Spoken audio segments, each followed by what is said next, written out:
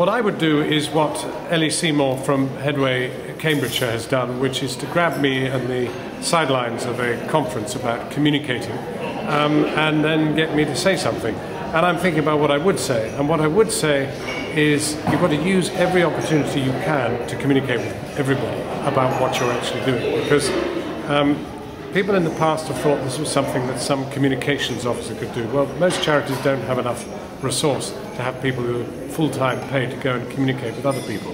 The point really is that the media have dreadful need for content, and what you're doing at Headway is real content. You've got real human stories, and they're things which would play both well on the internet, and that's a question of possibly going to sites where there are debates going on about the sorts of things that you're involved with, and using your expertise there.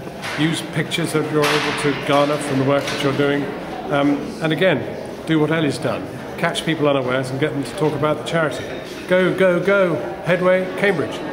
Hello, I'm Mark Webster, Director of Communications for the Charities Aid Foundation, and I'm talking today at this, Community Success 2009. As you can see, quite a collection of people there. The central point we were trying to make today is that charities are going to have to try harder than ever to make sure that their message is heard.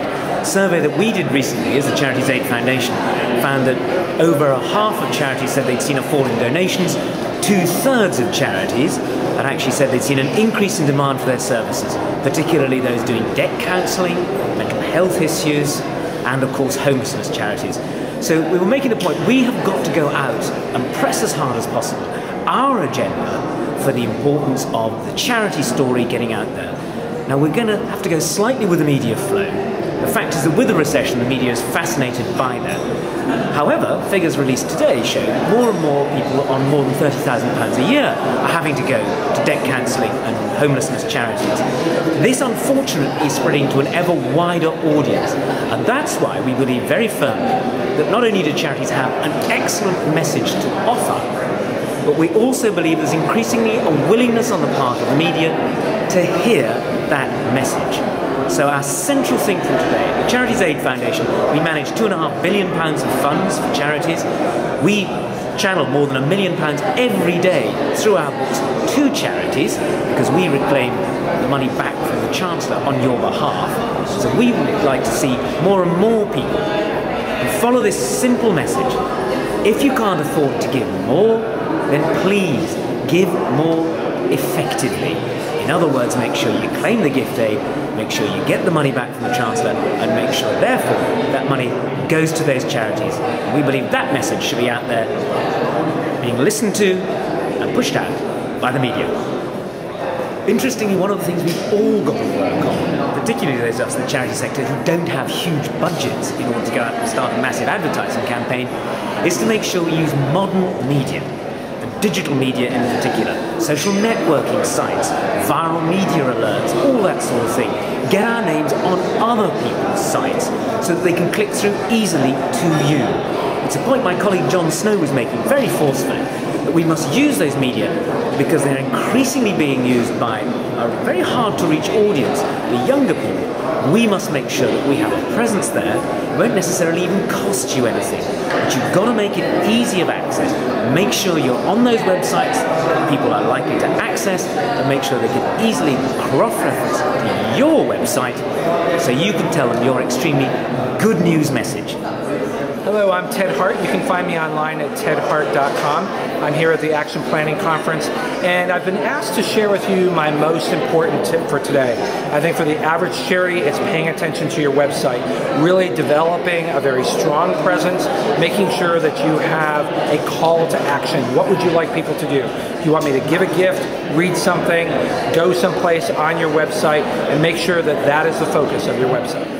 I've been asked to really reflect on UK websites, and it's hard to do that as a group, but I can reflect on the average charity website around the world, which are really badly designed. And my guess is that here in the UK, and certainly the ones that I've looked at here in the UK, tend to be very badly designed. And where they miss out is way too much content on the home page, a scroll that takes you to lots of information that's simply not going to be read. have a single call to action. Let me sign up for a newsletter and give me the opportunity to make a contribution online. So the real focus for your website is to prepare for the future. I've also recognizing the fact that around the world we're in the middle of a recession. Now's the time to really invest in community, building relationships, raising money online. Fundraising will continue to grow. We'll probably have a downturn this year, maybe even next year. Now's the time to really build your arsenal, your community online, so they can be there for you when you want them coming out of this recession. Great. Well, I'm David Seymour, the Director of Development at Action Planning, which is the consultancy, the fundraising and strategy consultancy which helped to put on today.